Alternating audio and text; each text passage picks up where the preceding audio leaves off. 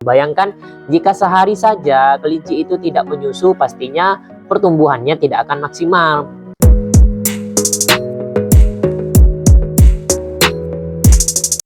Halo teman-teman peternak kelinci semua, dimanapun kalian berada. Di sini siapa yang kelincinya sebentar lagi mau melahirkan dan bingung bagaimana cara memilih atau membuat kotak lahiran kelinci atau nest box untuk lahiran kelinci. Nah, bagaimana cara untuk mengukur atau yang baik untuk ukuran kelinci tersebut itu bagaimana? Nah, kebetulan teman-teman di sini ada kelinciku, ini Dutch. Ini HPL-nya tanggal 9. Ini nantinya akan aku masukkan nest box-nya atau kotak lahiran kelincinya, sehingga nanti kelincinya bisa melahirkan di dalam kotaknya. Anaknya tidak lahiran di luar, anaknya tidak terjepit. Oke. Nah, bagaimana sih cara menentukan ukuran dari nest box kotak melahirkannya? Yuk kita saksikan video ini sampai habis. Ini di depan aku ini adalah kotak lahiran kelinci atau nest box. Nah, ini ada 3 ukuran. Ini yang biasanya aku pakai untuk kotak lahiran kelinci ya teman-teman ya. Nah, ini ada 3 ukuran. Ini untuk apa saja dan untuk jenis kelinci apa saja. Nah, nanti akan ku jelaskan. Nah, ini untuk yang pertama. Ini ukuran M. Ini untuk ukuran M. Oh ya, sebelumnya teman-teman jika mau mencari kotak nest box ini, nanti teman-teman bisa menghubungi admin dari Dandelion Shop, atau teman-teman bisa cari di Shopee, Tokopedia, TikTok, dan Instagramnya dari Dandelion Shop. Nanti di deskripsi akan aku cantumkan kontak serta marketplace-nya dari Dandelion Shop ya. Nah, oke, ini untuk yang pertama, ini untuk ukuran M. Nah, untuk ukuran M ini itu biasanya dipakai untuk kelinci ND, kemudian bisa juga dipakai untuk kelinci Dutch, kemudian dipakai untuk kelinci Holland Loop, Fuzzy Loop. Nah, itu bisa pakai yang ukuran M ini teman-teman. Ini untuk ukurannya itu 20 cm dikali dengan 30 cm. Nah, gimana sih cara kita mengukur kotak nest box ini agar ini efektif dan memaksimalkan anakan kelincinya sehingga bisa menyusu semua. Nah, jadi teman-teman, jika teman-teman punya kelinci, silakan dikeluarkan kelinci teman-teman, kemudian teman-teman ukur dari ujung depan sampai ke ekornya itu panjang kelincinya berapa, kemudian lebar dari kelinci teman-teman itu berapa. Nah, jika berdasarkan pengalamanku selama ini, nah ini ukuran ini ukuran yang cocok banget untuk kelinci yang kecil-kecil, yang mini-mini ya teman-teman ya. Ini cocok banget untuk kelinci yang mini, karena memang ini ya untuk ND ya, kira-kira kalau ND itu panjangnya mungkin dari sini sampai segini ya teman-teman ya. Kalau untuk Dutch ini pas, untuk Holland Loop juga pas. Nah, nanti kenapa memilih nest box atau kotak lahiran kelinci ini sangat berpengaruh teman-teman. Karena kalau kelinci teman-teman itu mini, kecil, terus teman-teman kasih kotak nest box yang besar seperti ini. Nah, ketika indukan itu menyusui, dia masuk ke kotak sini. Nah, mungkin ada anakan kelinci 1 atau 2 ekor yang lari ke pinggir sini. Jadi ketika indukannya mau menyusui, dianya malah di pinggir. Jadi dia tidak tahu kalau indukannya itu masuk ke kotak dan dia tidak dapat air susu. Bayangkan jika sehari saja kelinci itu tidak menyusu, pastinya pertumbuhannya tidak akan maksimal. Pastinya dia bakalan kehausan.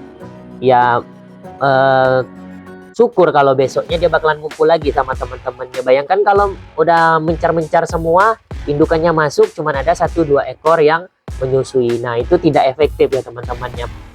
Makanya itu tadi cara mengukur atau menentukan nest box yang baik. Kemudian ini untuk yang kedua ini teman-teman ya. Nah ini kan ada 3 ukuran. Nah ini untuk yang kedua ini ukuran L. Nah ukuran L ini itu ukurannya 25 dikali 35 panjangnya.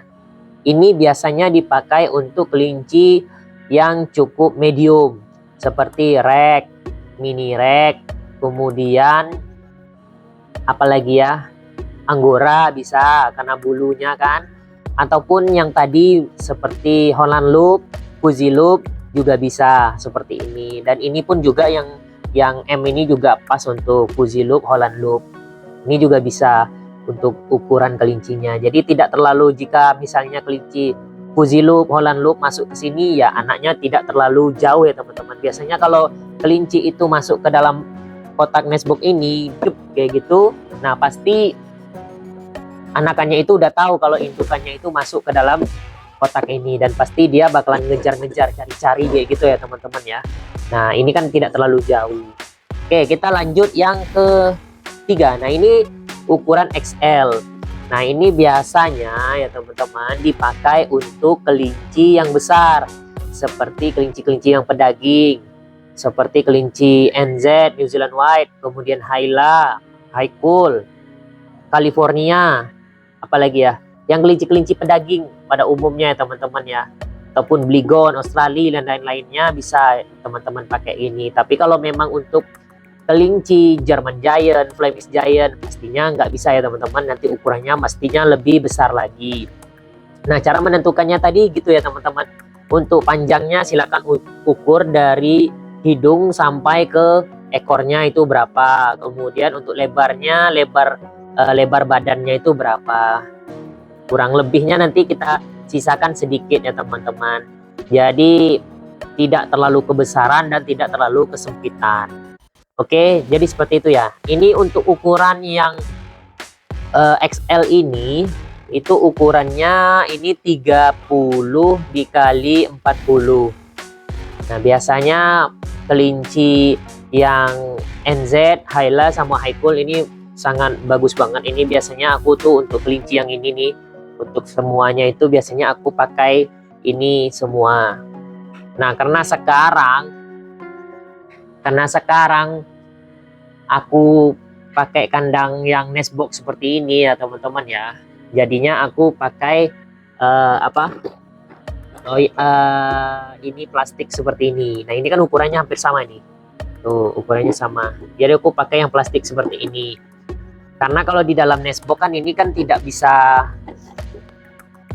goyang-goyang ya teman-teman ya, tidak bisa dibolak-balik sama kelinci gitu, karena kan dia terhalang sama nestboxnya, kandang nestboxnya. Tapi kalau untuk kandang yang kotak ya ini nggak direkomendasikan banget ya teman-teman, karena ini indukannya melompat, nanti ini bisa kebalik.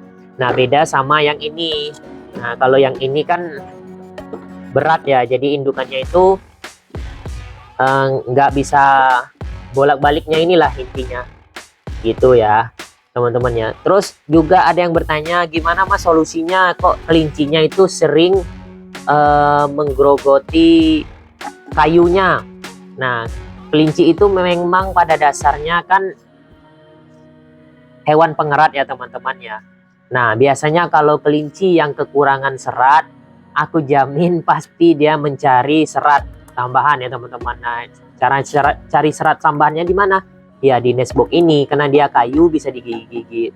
Nah mungkin teman-teman juga yang pakai pelet ya coba untuk berikan serat hijauan ya, nggak perlu yang mahal-mahal dan yang sulit-sulit ya teman-teman. Bisa aja itu misalnya daun pisang dikasih, ataupun daun pepaya, daun katuk, banyak sih teman-teman ya yang bisa dipakai untuk kelinci sehingga kelincinya itu tidak kekurangan serat. Walaupun pelet kelinci sudah pas ukuran seratnya, tapi yang namanya hewan pengerat pasti dia butuh ya teman-teman ya. Teman-teman bisa kasih tambahan serat di luar. Serat di luar juga kalau daun pisang kering juga nggak apa-apa ya teman-teman ya. Atau teman-teman bisa juga kasih tambahan kayu atau balok kayu di dalam kandangnya ya yang lembut ya. Kalau karena juga kadang dia itu mengasah giginya ya teman-teman. Kalau tidak diasah giginya ya pertumbuhan giginya juga bakalan memanjang. Nah untuk isinya, Mas, untuk isinya bagaimana Mas kalau misalnya kelincinya itu mau melahirkan? Nah untuk isinya ini biasanya aku menggunakan jerami padi, bisa yang batangnya itu ya teman-teman ya. Kemudian eh, rumput kering, kemudian juga bisa juga dikasih sobekan kertas. Kemudian apalagi ya, banyak ya teman-teman ya, bisa dikasih daun pisang kering, di apa ya, dicacah-cacah atau disobek-sobek kayak gitu, taruh di sini bisa. Kemudian bisa juga serutan kayu ya kayu ini, kayu jati atau ini. Nah ini kan seperti ini, itu daun pisang kering. Nah nanti tinggal dipotong aja, lebih di apa ya, dipotong-potong ya lebih kecil-kecil lagi lah, atau disobek-sobek lebih kecil-kecil lagi sehingga sini nanti agak penuh kan. Kemudian bisa juga teman-teman pakai serutan kayu seperti ini. Nah serutan kayu seperti ini teman-teman bisa juga beli atau cari di tempat mebel, tapi serutan ya teman-teman, bukan serbuk ya. Nah ini serutan kayu seperti ini, atau teman-teman bisa juga beli di Dandelion Shop juga bisa karena menyediakan. Nah ini serutan kayu jati Belanda ya teman-teman, jadi putih bersih, aman banget untuk kelinci. Kalau yang di mebel itu kan biasanya dia campur-campur ya, jadi teman-teman itu ya harus diayak juga karena ada serbuk-serbuk kayunya. Karena kalau ada serbuk kayunya itu takutkannya nanti kelinci yang anakannya itu kan dia biasanya kan di masuk-masuk di dalam-dalam ini ya. Nah takutnya nanti kalau dia kehirup debu-debunya itu kan malah nanti pertumbuhannya malah tidak bagus. Nah tapi kan kalau biasanya kalau kita kasih serbuk ini terus kita bolong-bolongin bawahnya, ya pastinya juga serbuk-serbuk yang kecil itu pasti bakalan jatuh ke bawah.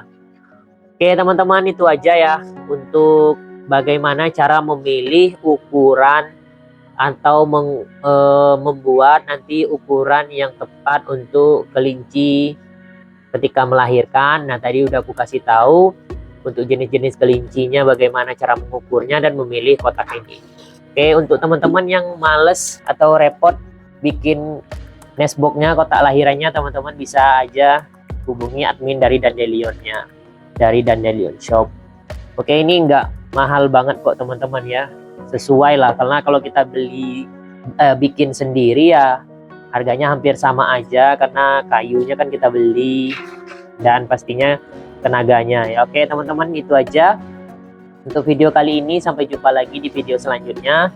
Jangan lupa share ke teman-teman yang lain jika merasa video ini bermanfaat. Dan jika teman-teman mau tidak ketinggalan, jika mau nonton kembali video-video lain dari channel ini, silahkan subscribe ya dan nyalakan tombol loncengnya. Oke teman-teman,